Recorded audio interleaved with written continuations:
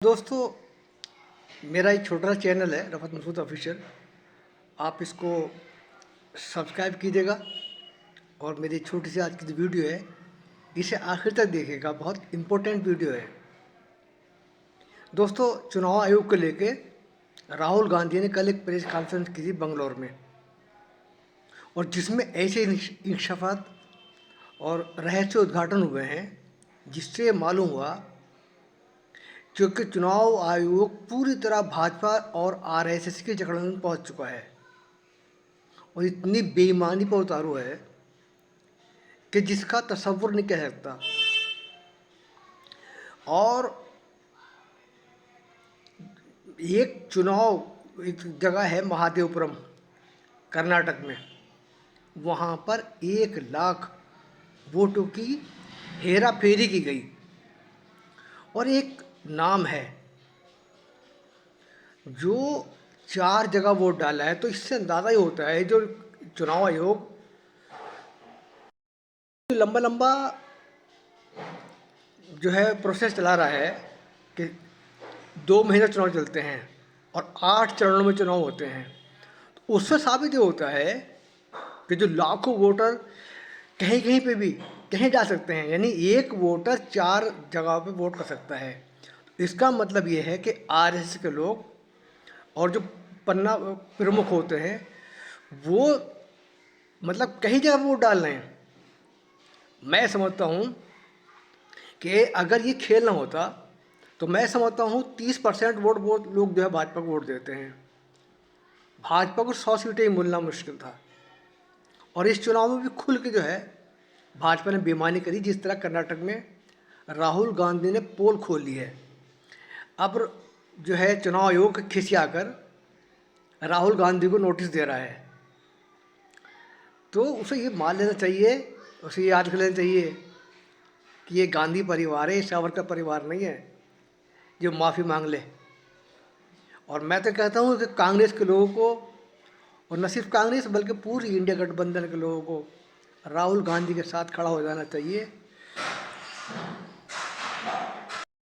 और जो बेईमानी चुनाव आयोग कर रहा है उसके सामने खड़ा हो जाना चाहिए, वरना फिर चुनाव का कोई मतलब और मकसद नहीं रह जाता।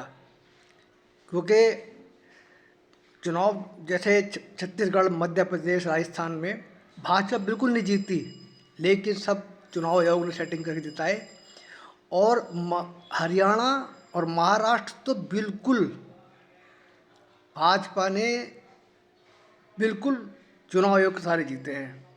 और दिल्ली में जिस तरह से 10-10 एक घर में 20-20, 30-30 वोट बनाए गए, वही काम हर जगह हो रहा है और चुनाव आयोग मानने को तैयार नहीं है। अगर बिहार में एसआईआर करने में चुनाव आयोग कामयाब हो गया तो फिर हिंदुस्तान का लोकतंत्र मर जाएगा और फिर चुनाव कराने सब बेकार और बेमायने हो जाएंगे। और मगर मैं कहता हूँ कि विपक्षी पार्टियों को सरेंडर नहीं करना चाहिए, तो सामने सरेंडर बिल्कुल नहीं करना चाहिए। अगर चुनाव आयोग के सामने सरेंडर कर दिया तो इस देश का लोकतंत्र मर जाएगा, जो कि लोकतंत्र को जिंदा रखने की जिम्मेदारी न सिर्फ कांग्रेस पार्टी बल्कि, क्योंकि आरएसएस का स्वतंत्र आंदोलन में कुछ भी देश को आज़ाद करने में कोई योगदान नहीं है। जब देश लोग आज़ाद हो रहा था तब ये लोग जो है ना आरएसएस की मुखबरी कर रहे थे। जेल जाने वाले में कांग्रेसी और ज़्यादातर मुसलमान देशभक्त थे। तो आज सभी पार्टियों को, ख़ासतौर से ओबीसी, पिछड़े और दलित, इन सब की जिम्मेदारी है, और जो ख़ासतौर से मूल निवासी हैं उनकी जिम्मेदारी है कि लोकतंत्र बचाएं। अगर लोकतंत्र नहीं बचा तो ये बहुत नुकसानदेह होगा।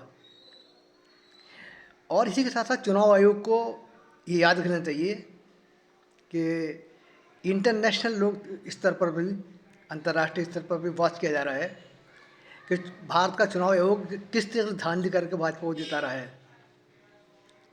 अगर अंतर्राष्ट्रीय एजेंसियों की निगाहों में चीज़ आ गई तो जो बहुत सारी IMF से लोन्स वगैरह मिलते हैं, सहायता मिलती हैं, वो भारत को मिलना बंद हो जाएंगी। वैसे भी भारत की स्थिति टैरिफ लगने के बाद बहुत हालात ख़राब हैं और तकरीबन कम से कम 5 करोड़ नौकरी जाएंगी। मगर अंधभक्तों को इससे कोई फ़र्क नहीं पड़ता। अंधभक्तों को जो है 30% अंधभक्तों को जो है वो RSS जो चुनाव ये बॉन्ड्स वगैरह थे, इसके माध्यम से पैसे जो है सुलभ कराए जा रहे हैं और ना ही नौकरी की फिक्र है। नौकरी जा रही है आपकी, आपको जो लोग चुनाव आयोग का जो हेट लाना रवैया है उसके खिलाफ खड़ा होना पड़ेगा।